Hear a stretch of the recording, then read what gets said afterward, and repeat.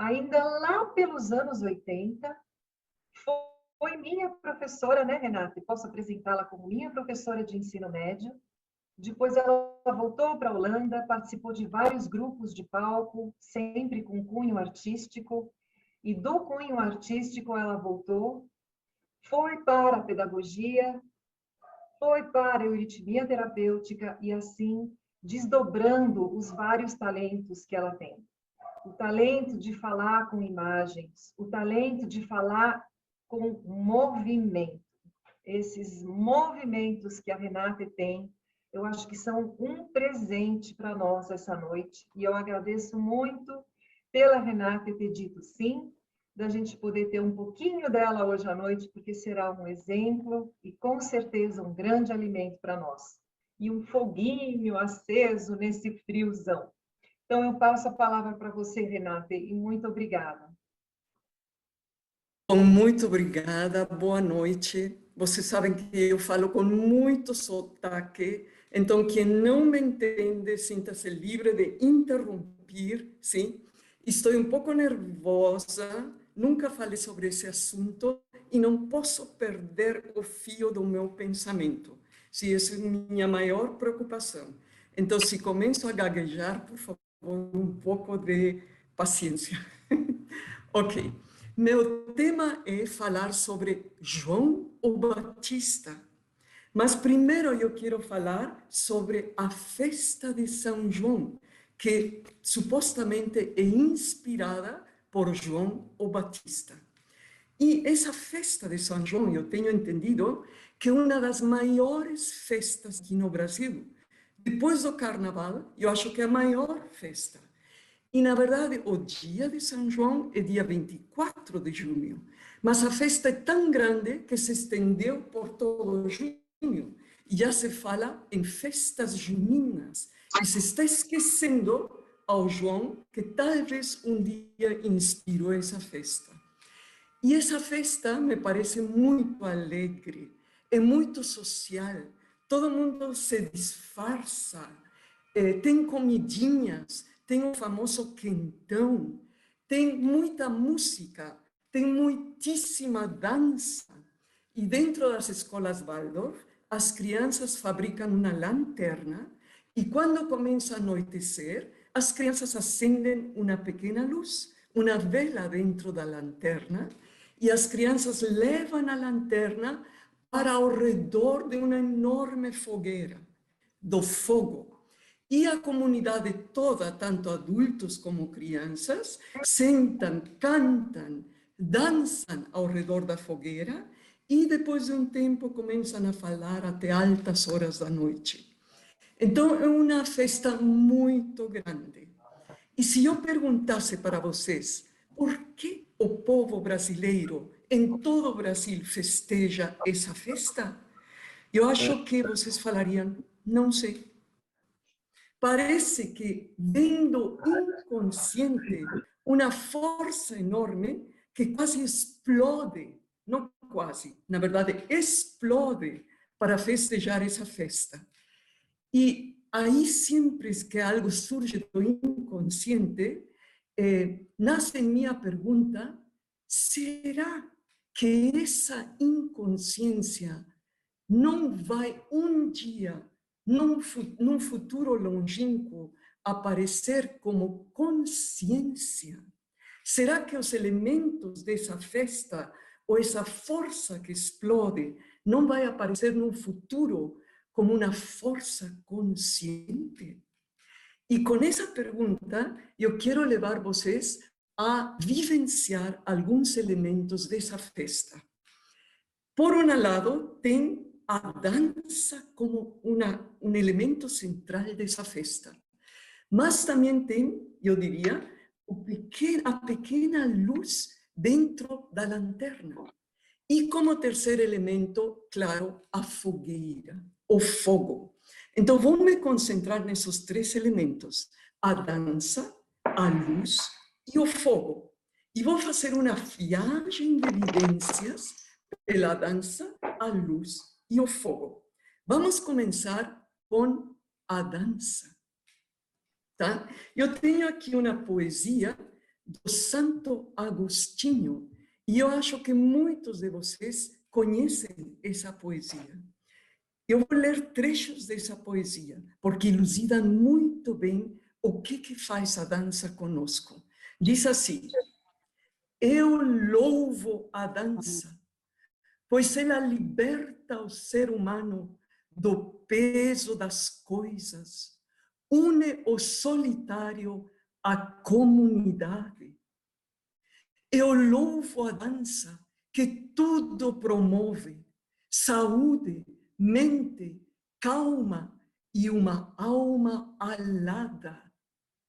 A dança pede o homem inteiro, ancorando no seu centro. Pede o homem liberto, vibrando em equilíbrio com todas as forças. Ser humano aprende a dançar, senão os anjos do céu não saberão o que fazer de você. Olha só, não sei se conheciam essa poesia. Olha o que é a dança. Sim? Ela liberta o ser humano do peso das coisas. Ela transforma o corpo em algo leve, algo móvel, algo flexível, algo permeável pelas sutilidades, sim, do interior da alma.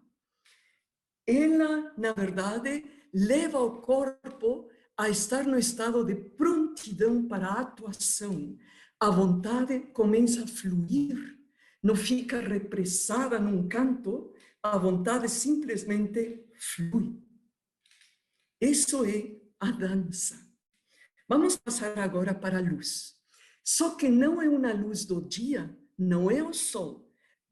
Na festa de São João, é uma luz dentro da lanterna, é uma luz interior, eu poderia falar. E vou trazer uma poesia em espanhol, de Octavio Paz, bem curtinha, que me parece que elucida muito bem a atuação da luz dentro do ser humano. A poesia diz assim, em espanhol: no en la rama, en el aire, no en el aire, en el instante, el colibrí. Voy a falar más una vez. No en la rama, en el aire, no en el aire, en el instante, el colibrí. ¿Entendieron? ¿Sí?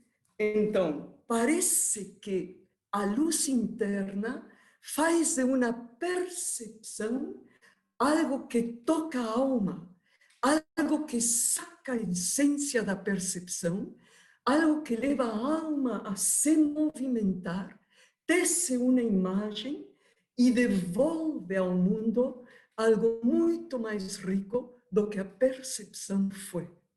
Então, eu poderia falar que essa luz interna faz uma devolutiva enriquecida ao mundo. Devolve o que recebe muito mais rico, tá?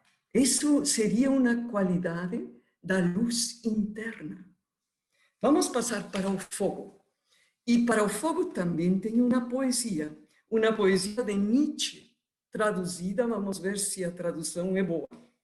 E diz assim, eu acho que muitos já conhecem: sim, eu sei de onde sou vindo, insaciável como a chama, me inflamo e me consumo. Luz torna-se tudo o que toco, carvão tudo o que deixo, chama sou eu, sem dúvida. Vou ler mais uma vez, porque a chama é algo muito importante. Olha, diz assim: sim, eu sei de onde sou vindo, insaciável como a chama, me inflamo e me consumo. Luz torna-se tudo o que toco, carvão tudo o que deixo, chama sou eu, sem dúvida. Olha que entusiasmo nessa poesia, sim? Essa capacidade da chama do fogo de transformação, de queimar tudo o que é velho, de renascer, sim, de renascer muito mais jovem, como o fênix renasce das cinzas. E, por outro lado, a capacidade de não abalar-se, de não desistir, de seguir em frente sempre, queimando o velho, rejuvenescer e transformando-se. Então, olha só que fantásticos três elementos. A dança, sim, que transforma o corpo em algo permeável e em algo pronto para a realização. A luz, que faz uma devolutiva enriquecida, e a dança com a capacidade de transformação interna e de não desistir, de seguir sempre em frente, de lutar por um ideal. E todo isso inspirado pela festa de São João. E para não esquecer esses elementos, vamos fazer 3 pequenos movimentos ligados a esses 3 elementos. Então, vou convidar vocês a ficar em pé e fazer comigo 3 pequenos movimentos. Vamos começar com a consoante C. C cedilha de dançar. É a consoante que pega o peso e transforma em leveza. Espero que todo mundo possa me perseguir aqui, tá? Me escuta, tá? E então faça comigo esse gesto, sim? Eu vou pegar todo o meu peso e transformar em leveza. Tá, Então, comigo assim. Renate, levanta Sim. um pouquinho a tela, só um pouquinho, porque sua cabeça não aparece. Isso, vai Assim? lá para trás. Agora, Assim? melhorou. Assim. Tá? Ok. Ok. Então, comigo. Eu vou descer, pegar todo o meu peso e, através de uma resistência, eu atravesso e com um impulso fica mais leve. Um segundo impulso mais leve. Um terceiro impulso mais leve. E solto. Mais uma vez, tá? Eu pego o peso e vai. Mais leve. Mais leve. Mais leve. E solto. Mais uma vez, um pouco mais rápido. Com 3 impulsos, tá? Pega o peso e vai. E solto. Tá? A palavra dança tem esse som. Tá certo? Vamos passar para o segundo elemento. Tá? Em 5 impulsos, um raio de luz cresce. Então, olha comigo aqui. Um raio de luz com uma mão e ele vai crescendo com a outra e outra mão. Então, 1, 2, 3, 4 e um grande raio de luz, 5. E soltou com a poesia de Octavio Paz, no en la rama, en el aire, no en el aire, en el instante, el colibrí. Sí, en 5 impulsos chegamos a um I, cheio de alegria, tá? Mais uma vez. I, I, I, I, I, I. Solto. Mais uma vez com a poesia. I, no en la rama, en el aire, no en el aire, en el instante, el colibrí. Sim, esse movimento interno, tá? E agora passamos para o fogo. A palavra fogo começa com F. E se falamos a consonante, vamos falar comigo, vamos falar I. F. É um assopro. Só que para soprar preciso inspirar primeiro. Vamos mais uma vez. Inspirar e falar. Vamos fazer isso com o movimento, tá? o com os braços, vamos crescer e inspirar. E agora soprar para frente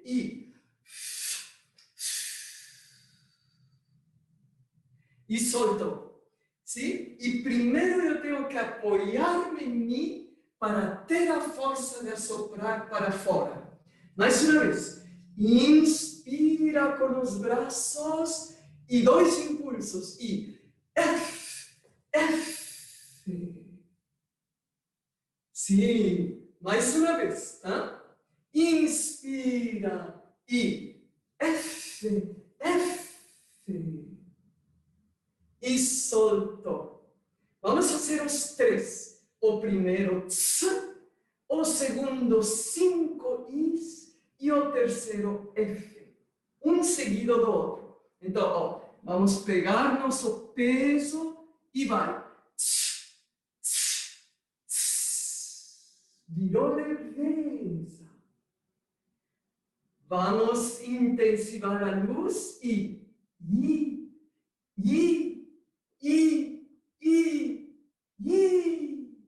já estamos prontos para soprar fogo e F, F. E soltou. Mais uma vez, tá? Então vai. Primeiro, o peso em 3 impulsos vira leveza e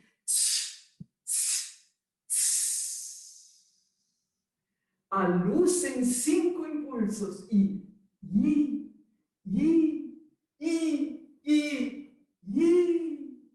já estamos prontos e inspira aí F, F. E soltou. Muito bom. Podem voltar aqui.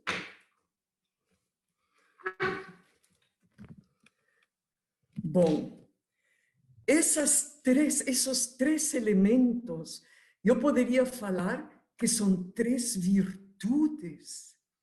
E eu acho que todos vocês, eu também, gostaria de possuir essas virtudes dentro da minha alma. A dança, a luz interior e o fogo. E tudo isso inspirado pela figura de João Batista. Então, agora temos que entrar na pergunta: quem foi João o Batista?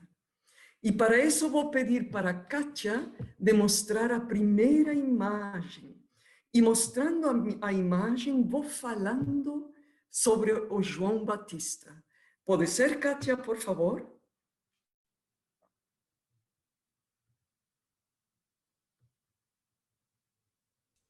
Já abro para vocês, só que a minha internet Sim, um pouquinho... essa primeira imagem, Kátia, pode crescer, está pequena. Sim, eu tô... É que a internet está um pouquinho lenta, então já tô abrindo aqui, mas ela tá lentinha. Se a Juliette conseguir...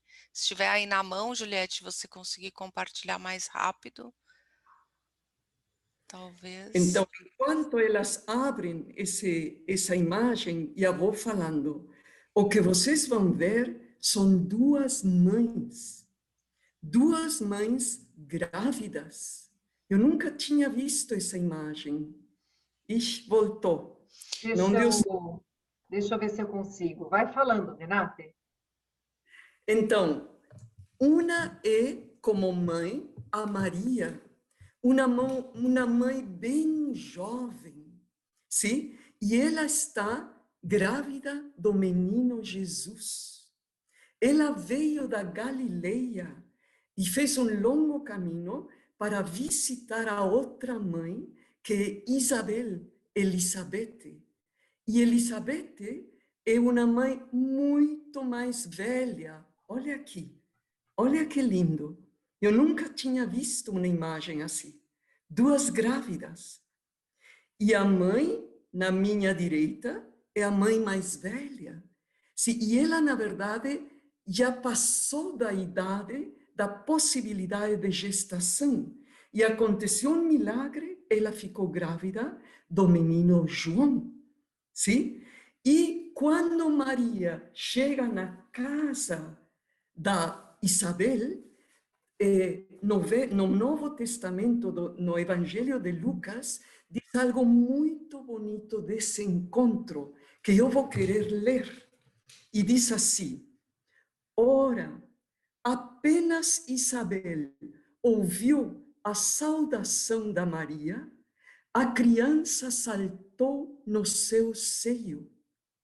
E Isabel diz a Maria: assim que a voz de tua saudação chegou aos meus ouvidos, a criança estremeceu de alegria no meu seio. Olha que curioso, sim? Na gestação já acontece algo. E não sei como entender muito bem essas palavras, mas seguro que podemos deduzir disso que essas duas crianças, Jesus e João, têm uma ligação muito forte, que vem de longa data. Eu poderia falar uma ligação de destino, uma ligação kármica. Tá? Ok, vamos mostrar o seguinte, por favor, Kátia ou Juliette. As seguintes 3 imagens são pinturas de Rafael, sim? E Rafael pintou muito bonito a Maria com o menino Jesus e o menino João. E parece que quando as crianças nascem, sim, peraí um momentinho, deixa aí. Quando as crianças nascem, sim, as famílias se visitam. É muito difícil o trajeto da Galileia para a Judeia, mas as famílias parece que se visitam e eles se gostam muito, sim? E olha como o João admira o menino Jesus. Kátia, passa para a seguinte, por favor. Olha só, o João sempre vestido com essa pele de camelo e tem esse cajado, como o cajado de um pastor, sim? E sempre ao redor desse menino Jesus. Parece que o Jesus é o centro. E o João em profunda admiração perante o Jesus. Sim? Então, podemos assim falar que o João tinha capacidade grande de admirar. Passa para a terceira, por favor.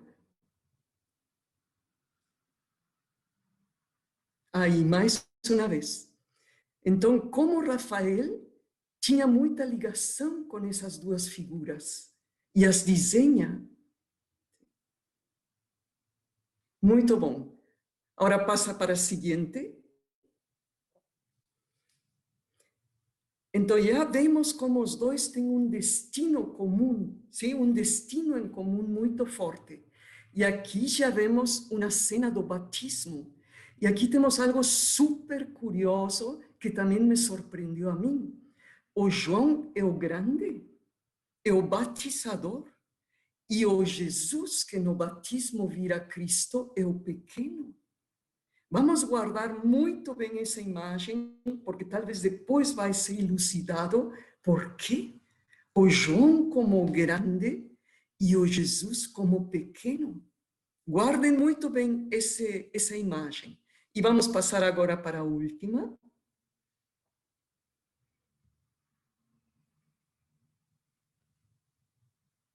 Sim, aqui também de novo muito curiosa essa imagem, porque o João parece ser um ser muito grande, sim? Ele fala com uma divindade, mas aqui também temos algo muito curioso. Ele tem asas, e isso remete a algo angelical, por um lado.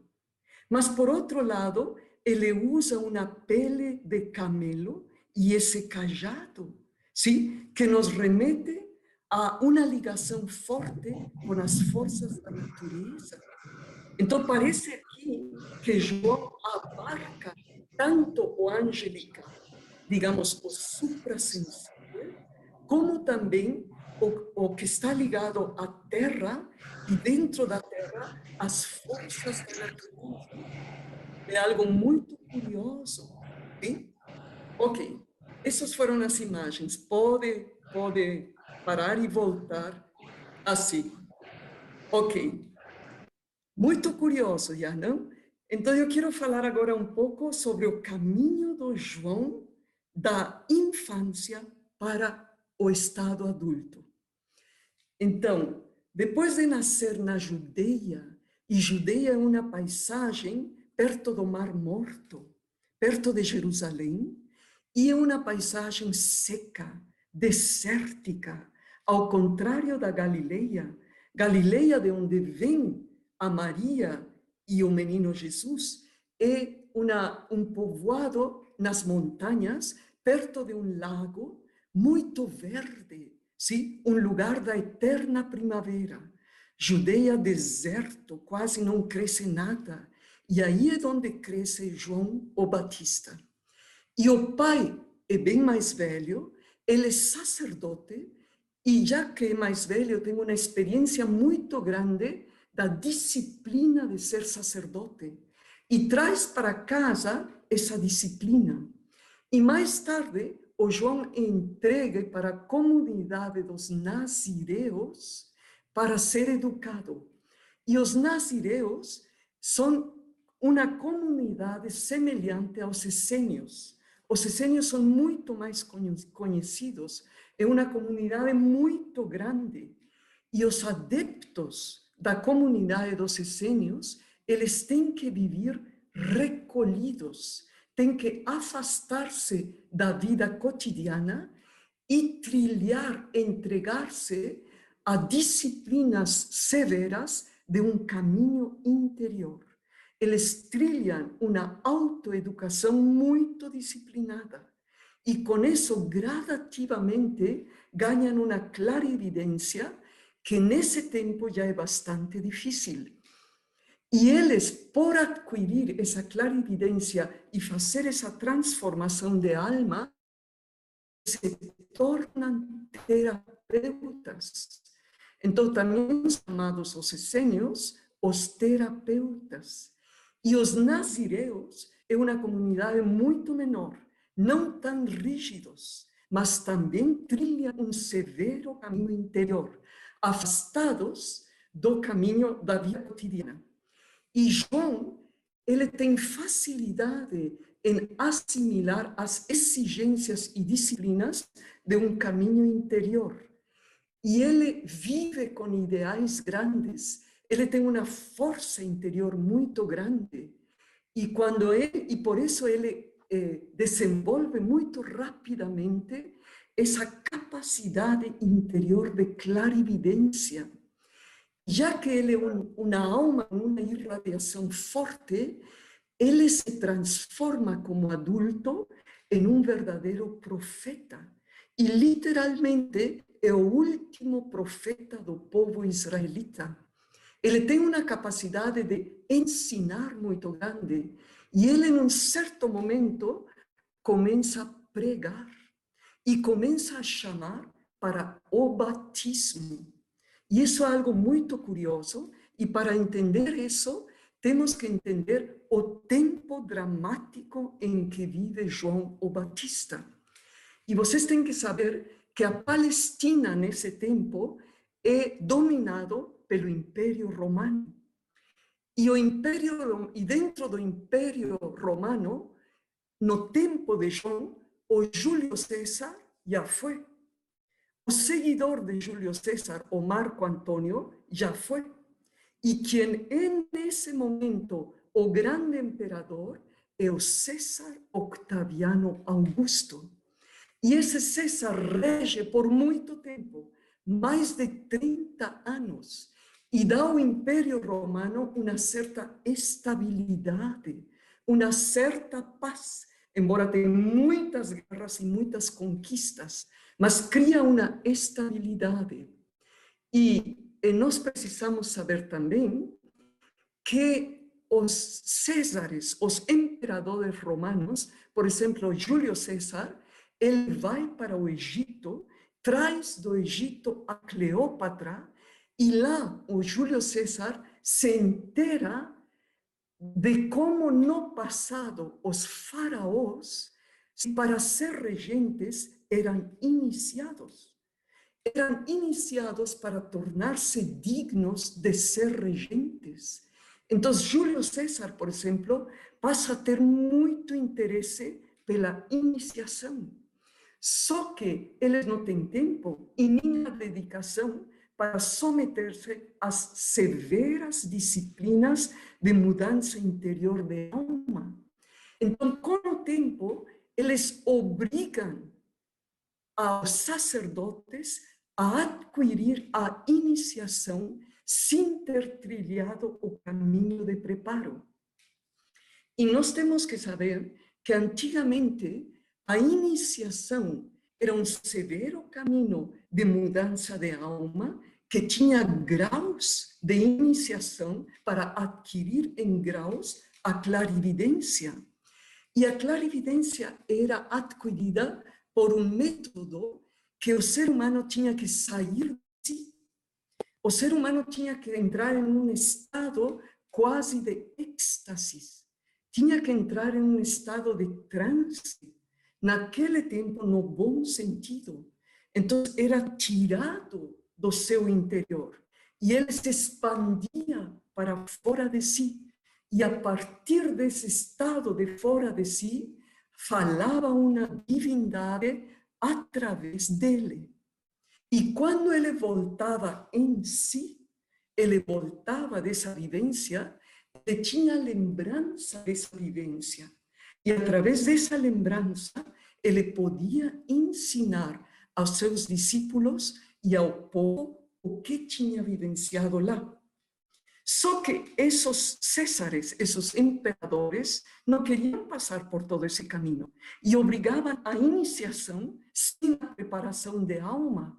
Pois com isso não tinham o sustento de suportar as grandes vivências desse estado no espírito, sim?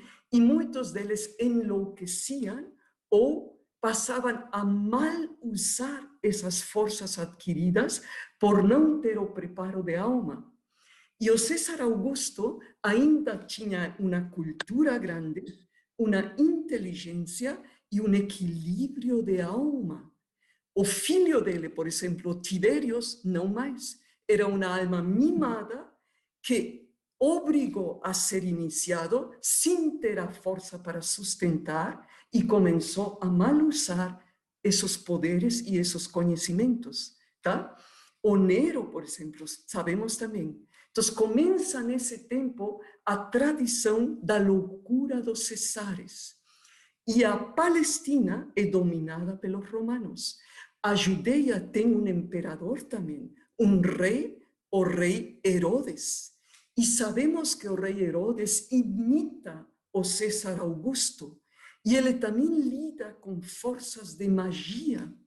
E sabemos que ele, ao escutar que foi nascido um rei muito maior que ele, a inveja sube por ele não dominar e não ter transformado essa característica da alma, e ele manda matar a todos os bebês, a todas as crianças, não é?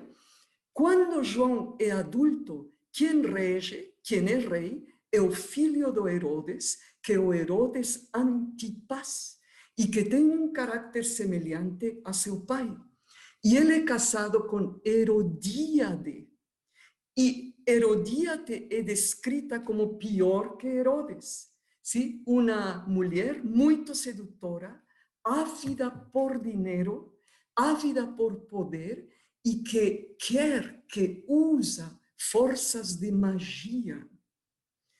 Bom, nesse cenário dramático vive o João Batista. E dentro desse cenário circula a profecia do Messias.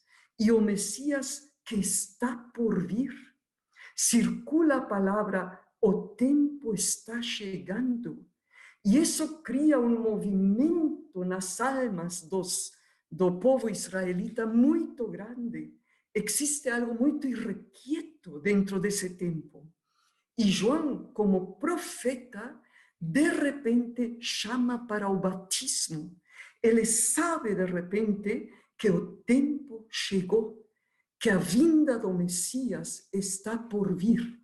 E a Bíblia, o Evangelho de Mateus, ele, por exemplo, quero ler agora alguns trechos dos Evangelhos, ele descreve isso muito bonito.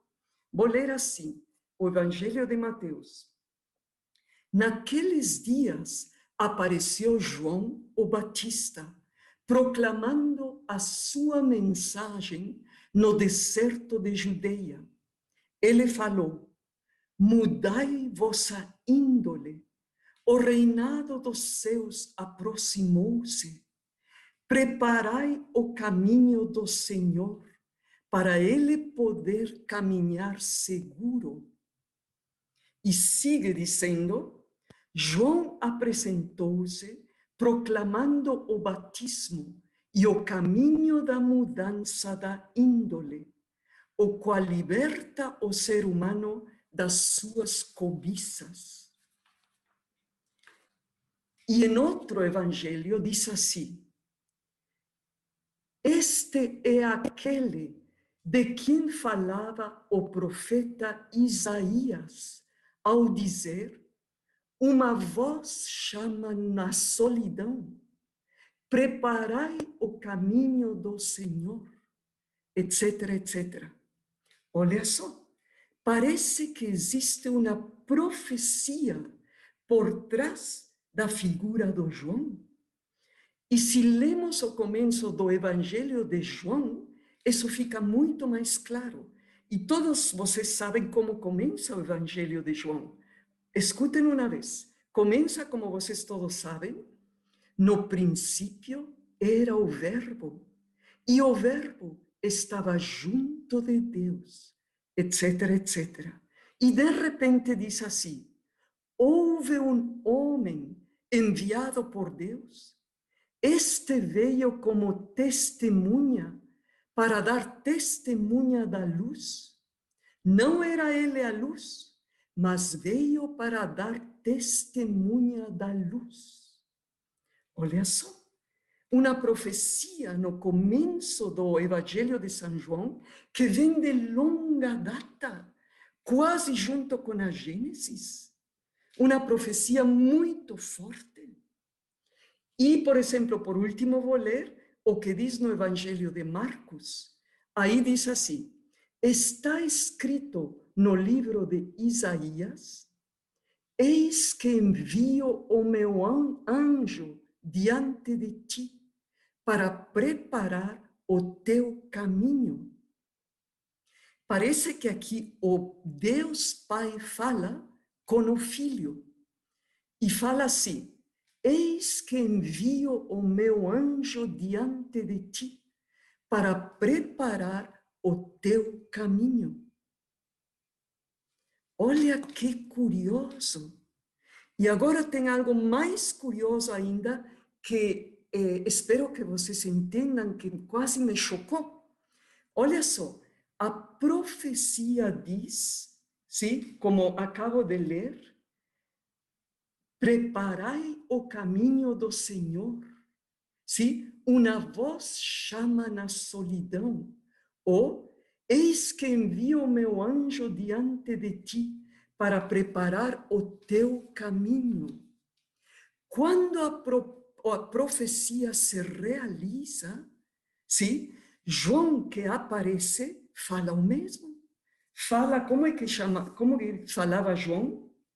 Preparai o caminho do Senhor, para ele poder caminhar seguro. Mudai vossa índole. Ele fala o mesmo. Então parece que a profecia, o fato histórico que se realiza e o caminho interior são o mesmo? Coincidem? O que fala o João: mudai vossa índole, preparai o caminho do Senhor. Quando ele fala, ele se refere à alma do ser humano, ao interior do ser humano. Mas quando Isaías fala: eis que envio o meu anjo diante de ti para preparar o teu caminho. A profecia está falando sobre João, mas são as mesmas palavras.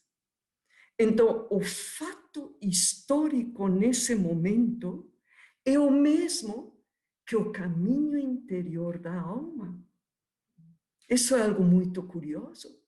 E eu gostaria de deixar isso para nós todos pensarmos sobre isso, seguirmos pensando sobre isso, que é algo muito curioso. Sim? Vou deixar assim. E vou seguir falando sobre João. Está descrito como João atuava num dos evangelhos assim. Olha que bonito. Ele usava vestimenta de pelo de camelo, com um cinto de couro em volta dos rins. Alimentava-se de frutas duras e de mel silvestre. Pessoas de toda a Judeia, de toda a região do Jordão, vinham a ele e faziam-se batizar por ele na corrente do rio Jordão. E ele falava: eu vos batizo na água para levar vocês à mudança da consciência. Mas aquele que vem depois de mim é mais forte do que eu. Eu não sou digno de tirar-lhe as sandálias. Ele vos batizará em fogo. Ele tem que crescer. Eu tenho que diminuir. Muito bonito, não? Ele tem uma força muito grande. E os evangelhos descrevem como ele atua como se ele fosse uma força enorme da natureza. Ele falava e ocasionava isso nas pessoas como o rumorejar do vento, como a preparação de uma tormenta com relâmpagos e trovões. Assim ele é descrito. Ele tinha um poder enorme e atraía muita gente. E acontece um dia que dentro da multidão que quer se fazer batizar, aparece uma pessoa muito silenciosa, que sempre está afastada. É o Jesus. E quando ele está perante o João, João assusta. Ele conhece o Cristo, eles se conhecem, mas nesse momento ele assusta porque sabe e reconhece que vai acontecer algo muito grande. E ele fala para Jesus: eis você que vem a mim, sendo que eu deveria ser batizado por você? E Jesus responde: tem que ser cumprida a profecia. Por favor, me batiza. E no momento que acontece o batismo, o João, com essa clarividência, essa abertura que ele tem, ele vê o que acontece. Nesse momento, o Logos se torna carne. O Espírito entra no ser humano. E isso, o maior dos acontecimentos da história da humanidade, acontece desapercebido. Ninguém o percebe, só João o percebe. É o único. E realmente por isso, ele é o testemunha. É o único. E quando o Jesus, que agora é o Cristo, vai embora, o João fica tocado, fica como que estatelado, fica inseguro, fica mexido. E ele segue com o batismo, mas fica inseguro, porque ele sabe, ele tem que crescer, eu tenho que diminuir. Então ele não sabe como seguir. E pouco depois aparece dentro da multidão, com toda a pompa, Herodes Antipas. e quer se fazer batizar pelo João. Quando João avista o Herodes, a coluna de fogo sobe nele, como que a ira de Deus desce nele. E ele começa a negar o batismo para Herodes, começa a falar as verdades para Herodes, fala que ele não é digno para receber o batismo, começa a falar sobre Herodíades, que é muito pior que Herodes, sim? Começa a xingar Herodes. E Herodes, claro, furioso, manda prender o João e o coloca no maior dos calabouços. Só que Herodes, em algum canto da sua alma, respeita o João. E tem escrito em algum lugar que ele sempre desce para o calabouço, sempre que pode, e escuta as palavras do João. E sobe de novo. Só que a esposa dele, Herodíades, não. Ela só está pensando como matar o João. Ela quer que João desapareça da terra. Bom, e aí acontece o que todos vocês sabem. O Herodes tem aniversário, manda criar uma festa enorme, um banquete enorme, com orgias enormes, e dentro desse banquete, das orgias, todo mundo embriagado, a filha da Herodíades, a grande Salomé, começa a dançar. E o Herodes, totalmente embriagado, fica seduzido totalmente pela Salomé e fala aquelas palavras fatídicas: Salomé, você pode pedir o que você quiser, eu vou dar para você, tudo o que você quiser. E Salomé fica insegura e depois da dança vai com a mãe e fala: mas mãe, que vou pedir? E Herodíades fala: pede a cabeça do João. E quando Salomé volta, pede a cabeça do João. E o Herodes fica assustado. Ele sabe do valor do João, mas ele deu a palavra e tem que fazer. E aí acontece a cena famosa, que a cabeça do João é colocada numa bandeja riquíssima e é transportada para dentro do banquete. Bom, essa é a vida dramática do João Batista. Sim, muito dramática. Um ser grande entre o angelical e entre o convívio. Parece uma força da natureza, vindo da natureza, tá? E ele é o único testemunha daquele grande ato, sim? Bom, agora resta perguntar-nos: tudo isso foi possível, esse grande ato, pelo batismo do João. João prepara o caminho para ser possível a entrada do Espírito dentro do ser humano. Então, claro, surge a pergunta: o que é o batismo? Nós conhecemos, eu acho, dois tipos de batismo, comumente. Por um lado, esse batismo histórico, sim, causado, possibilitado pelo João, sim, esse único acto, eu diria assim, o ato mais importante da história da humanidade, e volto a repetir, o Espírito que entra no ser humano, sim, esse ato. E, por outro lado, conhecemos nas diferentes igrejas cristãs o ato do batismo, onde crianças são batizadas, e, na verdade, com esse ato cultico, quer-se acolher as crianças para dentro de uma comunidade religiosa. E claro que isso acontece na maior inconsciência.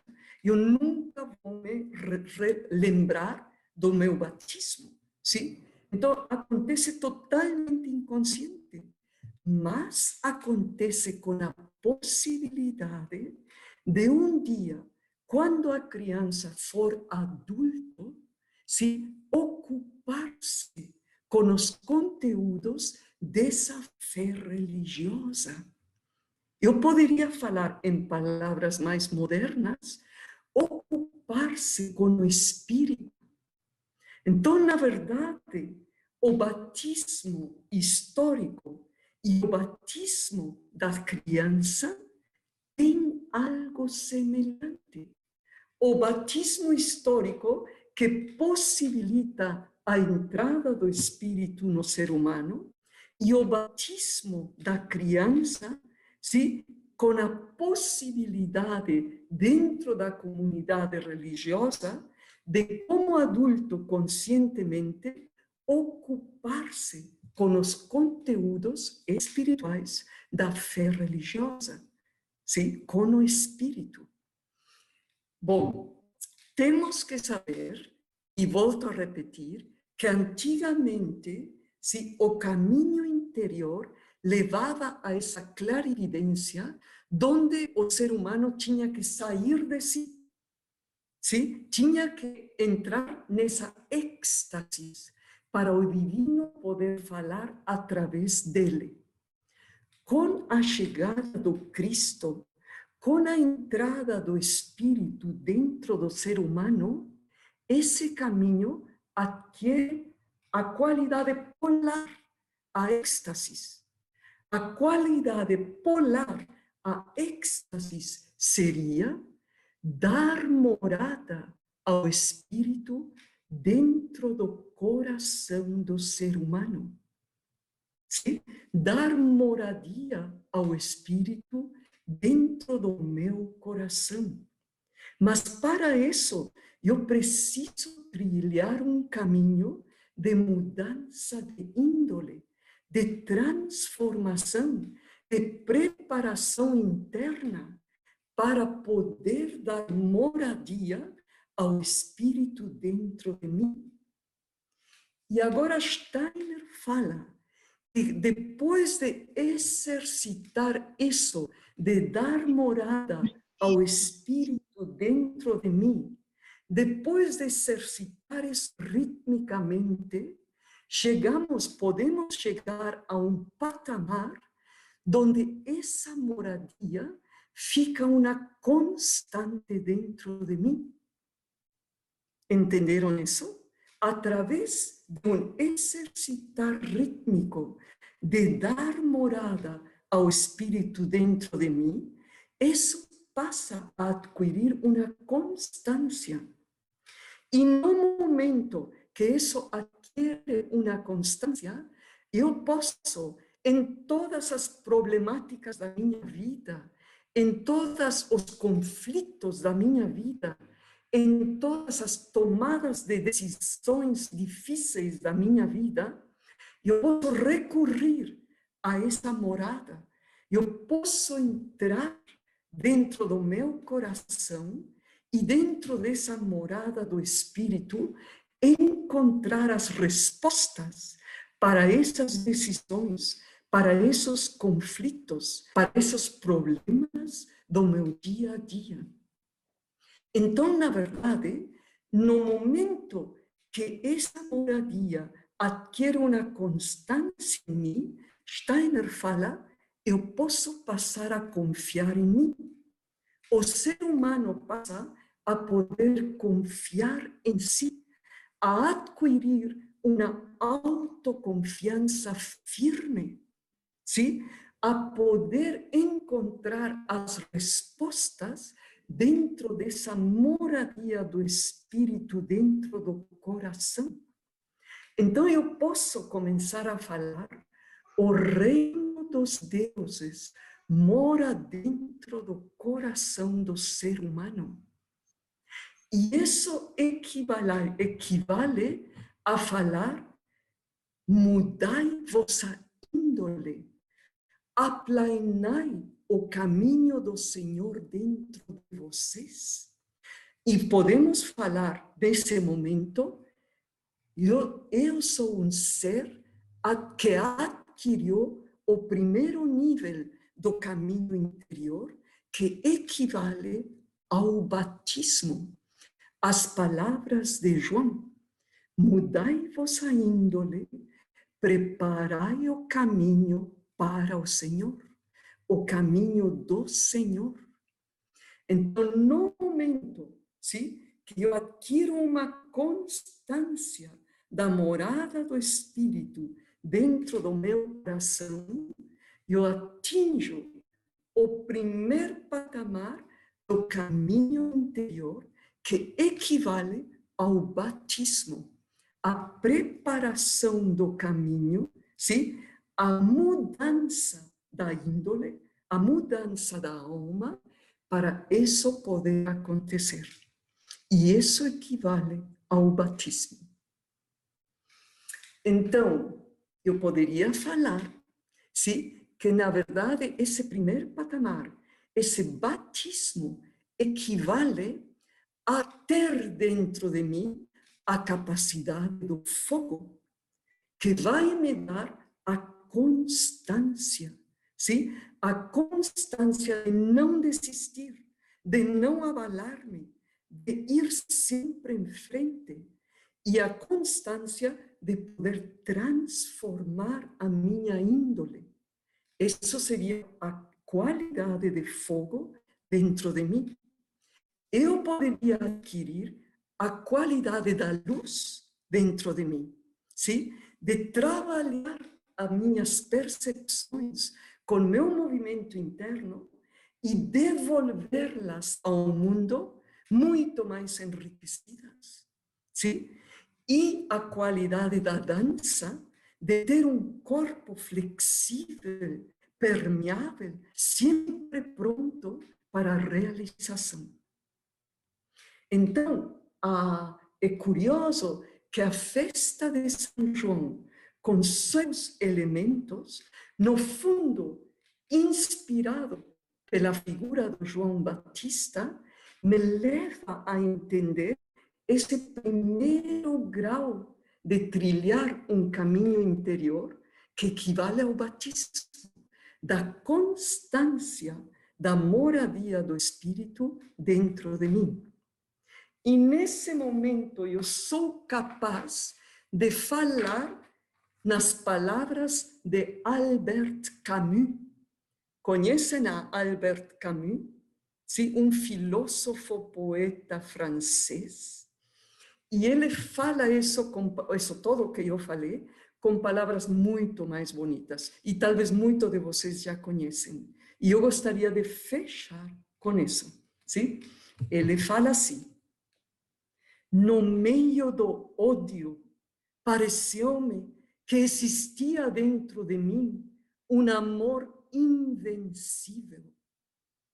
No meio do caos, pareceu-me que existia dentro de mim uma calma invencível. Me dei conta, apesar de tudo, que no meio do inverno existia dentro de mim um verão invencível. E isso me faz feliz, pois não importa o quão duro o mundo empurra contra mim, dentro de mim existe algo melhor empurrando de volta. Olha só. Vou ler mais uma vez, tá? Estou encurtando, é um pouco mais longo. Então, o Camus fala, e eu acho que cabe muito bem, sim, em tudo o que foi falado, esse primeiro estágio, sim, que devolve diferente, sim, as impressões que vêm, que as devolve enriquecidas, tá? Então, olha o que Albert Camus fala. No meio do ódio, pareceu-me que existia dentro de mim um amor invencível. No meio do caos, pareceu-me que existia dentro de mim uma calma invencível. Me dei conta, apesar de tudo, que no meio do inverno existia dentro de mim um verão invencível. E isso me faz feliz, pois não importa o quão duro o mundo empurra contra mim, dentro de mim, existe algo melhor empurrando de volta. Ok, tá? Isso seria o que eu tenho a dar, sim? Digamos assim, o caminho trilhado, inspirado pela festa de São João e, sobretudo, pela figura de João. E eu gostaria de compartilhar de novo essa surpresa que eu acho que Steiner em algum momento também fala, mas que através desse estudo me ficou tão claro, sim? Que aquilo que diz a profecia que vai acontecer como fato histórico, sim? No momento que acontece, sim? Vira ou é caminho interior. O que acontece como fato histórico nos mostra o caminho interior, sim? Como que algo coincide nesse momento importante da história da humanidade, sim? Ok, tá. Não sei se tem perguntas, tá? Tem algumas perguntinhas, Renate, Sim. muito simples. A primeira pergunta da Cecília Bona, né? Da onde que é das mulheres grávidas? Então, eu na verdade Nossa, não revista, sei. né? Se Não. alguém me mandou no ano passado uma euritmista Gabriela e eu fiquei pasma vendo isso. Eu achei Aham, muito belo. Não também. sei de onde vem, mas deve ser medieval. Parece todo um pouco de uma igreja medieval. Eu vou ir atrás disso, sim? E aquela última imagem do menino Jesus e o João E, na Batista? verdade, eu encontrei no livro do Emil Bock, onde ele fala algumas palavras sobre João o Batista, as duas últimas imagens. E eu esqueci de falar, talvez possa dar uma resposta assim. Tem essa imagem onde João aparece muito maior e o Uhum, Cristo menor. uhum. Justamente João fala ao contrário. João fala, eu tenho que diminuir, ele tem que crescer, ele é o maior. Mas pelo fato, e Emil Bock o relata assim, pelo fato de caminho interior não ser mais a grandiosidade de sair de si e ter uma clarividência e uma divindade falar através de mim, pelo fato de ter que entrar dentro do nosso eu e trilhar bem pequenininho, passo por passo, ser pequeno ser humano, sabe? Pelo fato de ser assim hoje em dia, essa imagem foi criada assim. Não é mais a grandiosidade antiga onde a divindade fala. É o pequeno homem que tem que trilhar, sim, abrindo o caminho da moradia do Espírito dentro de mim. Eu achei muito linda essa imagem, muito curiosa. E essa frase, mudai vossa índole, preparar o caminho do Senhor, de qual evangelho? Do Evangelho Mateus. Mateus. Mateus. Uma pergunta Todos da os Renata. 4 evangelhos falam, todos um pouco diferentes. O Aham. de Mateus fala assim, o de Marcos remete à profecia do Isaías, Uhum. sim? E o João fala dentro de, no começo era o verbo, nananana, imediatamente o que eu falei aí, Uhum. sim? Assim. Então, todos falam de maneira diferente. E aqui no chat tem muita gente contribuindo com textos muito bonitos, mas eu abro até, eu acho que umas 9h30, né? Uns 10 minutinhos, a possibilidade de perguntarem ou de comentarem, se vocês quiserem, né? Podem abrir os Sim. microfones y contribuir o perguntar. Renate, una pregunta. Sí, Maravilloso, hermoso, muy inspirador, como dicen todos quienes te hemos escuchado. me quedé con la duda porque estaba pensando en esta imagen como de aquello que uno recibe y lo transmuta en enriquecido. Y previo a que nos leyeras lo de Albert Camus, que hiciste esta relación con el cuerpo que se vuelve flexible y no supe bien cómo hiciste el nexo. No, en verdad Ah, en verdad son cosas diferentes. ya, Entonces, pensé que había habido como ligado a la danza, a la cualidad de la danza, ¿sí? Y el otro más ligado a cualidad de la luz, ¿sí? Tá. Y eso de enriquecer interiormente es una cualidad de lucidez de alma, ¿no es? De captar a esencia de una percepción, como fez muito lindo Octavio Paz, não é?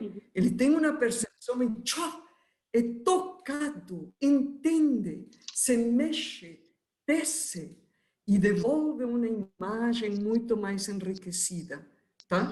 Nesse sentido, sim? Ya, Assim. ya.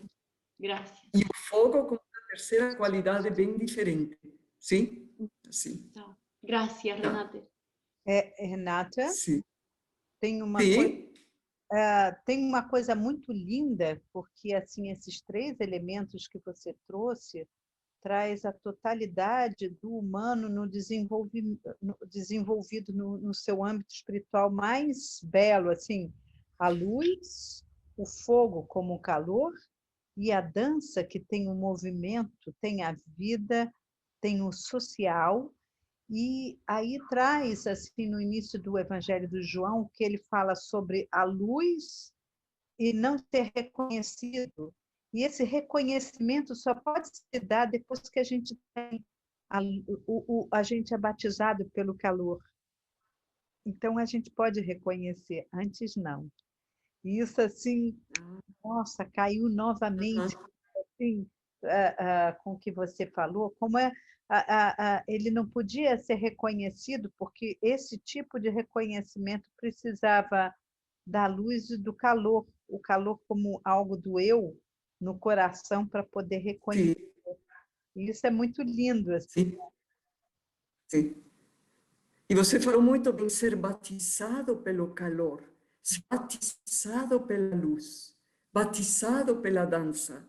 Então, quase assim, um batismo é adquirir as qualidades, as capacidades, não é?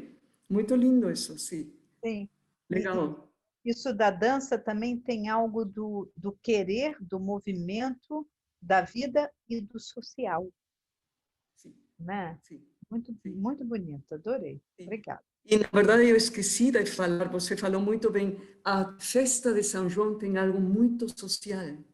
E Steiner fala, na verdade, que só perante um caminho interior, só quando adquirimos uma, desculpa assim, constância da moradia do espírito, a gente vai ser capaz de um convívio verdadeiramente social. E nós estamos todos a caminho disso ainda, sim? Parece que ainda não conseguimos a constância. E por isso ainda estamos nos estamos debatendo, mas já estamos como que ouvindo isso e tentando, depois de dificuldades sociais, tentando de novo de adquirir uma capacidade de reconviver com essa pessoa, não é? Então, o social só vai ser possível adquirindo essas qualidades dentro de nós. E isso também mostra a festa de São João no Brasil. Tá? Isso novamente chama também para a festa que antecede isso, que onde 2 se reúnem em meu nome, eu posso atuar, que é um impulso rafaélico, e culmina nisso na festa de São João. Né? Muito lindo. Aqui tem uma conversa paralela da família Blay. Eles colocaram até um link aqui, ou elas, né? Vocês querem falar alguma coisa a respeito desse link? Eu não consegui abrir. Mariana e Edna. Eu abri e é a primeira imagem, Juliette.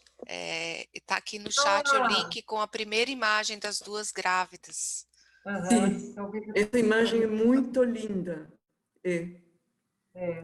talvez é porque elas entraram um pouquinho atrasadas e não viram, foi isso? Não, o que aconteceu é porque perguntaram da imagem e quando a Renate tinha passado, eu tinha tirado uma foto, porque eu achei muito bonita, e aí procurei pelo Google Lens, e aí ele me mostrou que tem no Pinterest e tem nesse site, que é da Wikipédia, né? Da Wikipédia. E aí, como perguntaram, eu compartilhei. Obrigada. Muito bom, muito bom. Talvez possamos encontrar de onde vem essa imagem, não é? Assim, sim? Ok. Tá. Muito bom. Será que tem mais perguntas?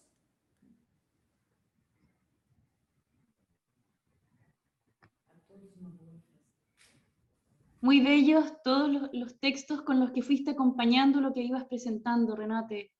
Los poemas, lo de Camus, lo de Nietzsche, lo de Octavio Paz, lo de la Sí. danza, hermoso, bellísimo. Es conocida esa poesía, es muy conocida, de Santo Agustín. Es bastante del Augusto, ¿no? Sí. Muy bonita, yo la corté, es un poco más larga. La voy a buscar completa. Renate, como é que você vê o João com essa consciência, com esse juízo que ele faz? Também, se a gente Esse olha juízo, de João. esse juízo, em que sentido esse juízo? Essa rigidez interna que ele tem? Ou como? Não, no sentido da consciência e que ele... eu esqueci em português, cruz credo, aí fugiu em alemão também. A característica quando a gente lê a imagem de João, que fala sobre essa consciência que vai ajuizar as coisas, que vai perceber as coisas. Como é que você vê isso nessa festa? Na verdade, eu não sei se vou saber responder o que você está perguntando, mas na verdade a figura de João é uma grande transição. Ele é ainda um profeta, em certo sentido, antigo. Ele tem capacidades grandiosas, antigas. Um profeta, sim? Mas, ao mesmo tempo, ele está virando a chave e possibilita o novo, sim? Então, possibilita o ato histórico, mas já dentro dele, ele fala, mudai vossa índole. Então, a partir de algo antigo, de uma força antiga, ela aponta para o novo. Esse mudai vossa índole já quer apontar sobre um caminho interior. Então, nesse sentido, é uma figura muito curiosa, muito enigmática. Ele faz essa transição e possibilita o novo. Sim. Através do eu, porque se o Cristo traz o eu, traz esse calor que vai ser batizado depois, não mais com a água, e ele se recolhe, né? Então, só a partir daí existe o caminho interior, senão não existe o interior, existe ainda a alma de grupo, né? Assim, aquela coisa mais grupal, um eu para um grupo, né? E só a partir desse impulso. É entrar no eu, no mais íntimo do íntimo, e lá começar a abrir e fazer a moradia para o espírito. Sim. E achei muito lindo como Steiner fala, e achei uma bendição ter encontrado isso. Sim? Entrei para falar no Antroviki, tem uma Wikipédia antroposófica, sim? E aí achei isso de Steiner, tá? Como ele fala do batismo.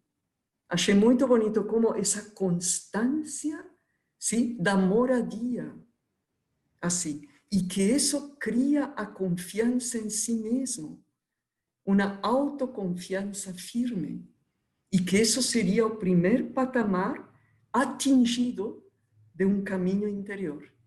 Assim. E aí essa constância é o templo que o verbo nos dá. Corpo. Corpo como templo do verbo, né?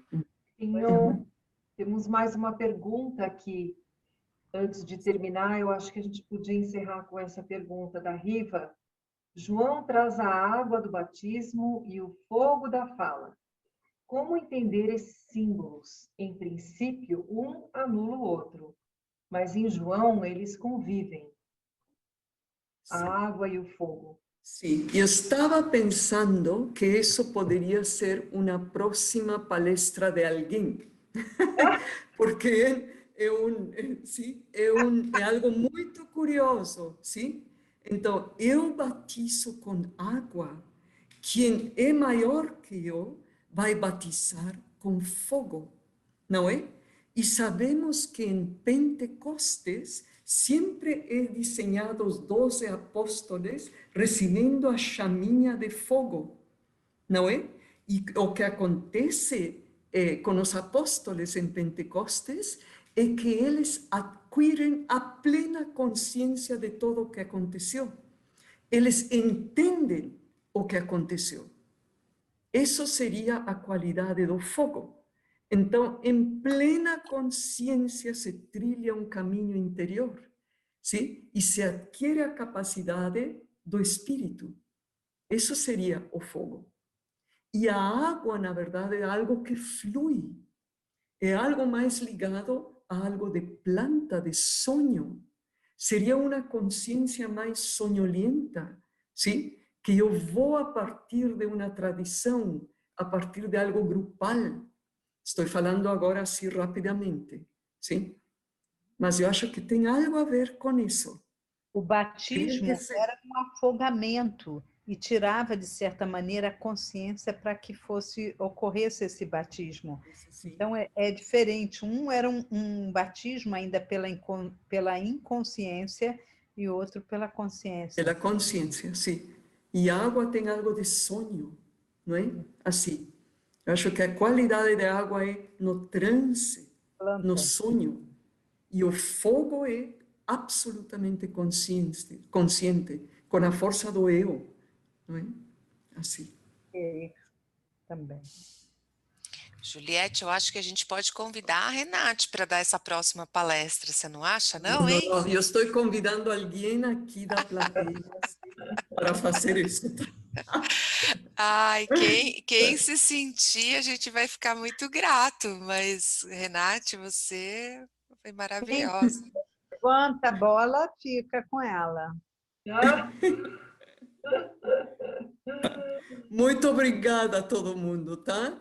Sim. A gente que agradece. Obrigada, Nossa, tá. agradecemos também a presença de tantas pessoas, as colaborações de vocês. E realmente, gente, ouvir uma palestra da Renata, para mim, é melhor do que uma montanha-russa. É tão emocionante e ela traz umas perguntas incríveis. Então, Renata, muito, muito obrigada. E obrigada a todos que estão aqui.